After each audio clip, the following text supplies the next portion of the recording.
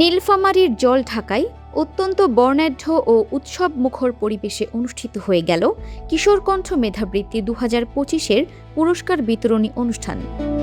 ১৪ April মঙ্গলবার জলঢাকা সরকারি model pilot উচ্চ বিদ্যালয় প্রাঙ্গণে আয়োজিত এই অনুষ্ঠানে চতুর্থ থেকে দশম শ্রেণীর মোট ২২৬ জন মেধাবী শিক্ষার্থীর হাতে মেধা স্মারক ও উপহার তুলে দেওয়া হয়। কিশোরকণ্ঠ ফাউন্ডেশন নীলফামারী জেলা শাখার সভাপতি মোহাম্মদ রেজাউল করিমের সভাপতিত্বে অনুষ্ঠানে প্রধান অতিথি হিসেবে উপস্থিত ছিলেন ফাউন্ডেশনের কেন্দ্রীয় প্রতিনিধি সাইদুল ইসলাম।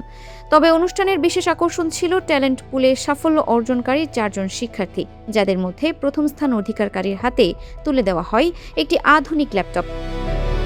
অনুষ্ঠানে শিক্ষার্থীদের মাঝে পুরস্কার ও ক্রেস্ট তুলে দেন নীলফামারী ৩ আসনের সংসদ সদস্য মাওলানা ওবায়দুল্লাহ সালাফি।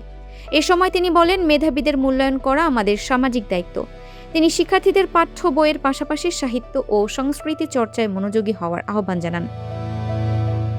কিশোরকণ্ঠ ফাউন্ডেশনের জেলা সভাপতি তার বক্তব্যে বলেন, আজকের এই মেধাবীরাই আগামী দিনের উন্নত বাংলাদেশ গড়ার কারিগর হবে। বিশেষ অতিথিরা তাদের বক্তব্যে ল্যাপটপের মতো প্রযুক্তিগত পুরস্কারকে শিক্ষার্থীদের ডিজিটাল শিক্ষায় উৎসাহিত করার একটি মহতী উদ্যোগ হিসেবে সাধুবাদ জানান।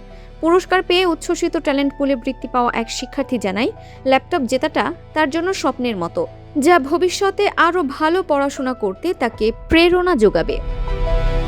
অভিভাবকদের উপচে পড়া ভিড় আর ক্ষুদে শিক্ষার্থীদের হাসিতে পুরো বিদ্যালয় প্রাঙ্গণ এক মিলন মেলায় পরিণত হয়।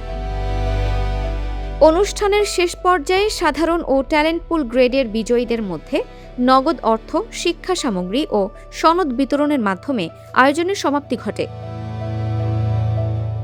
Dinajpur TV multimedia desk.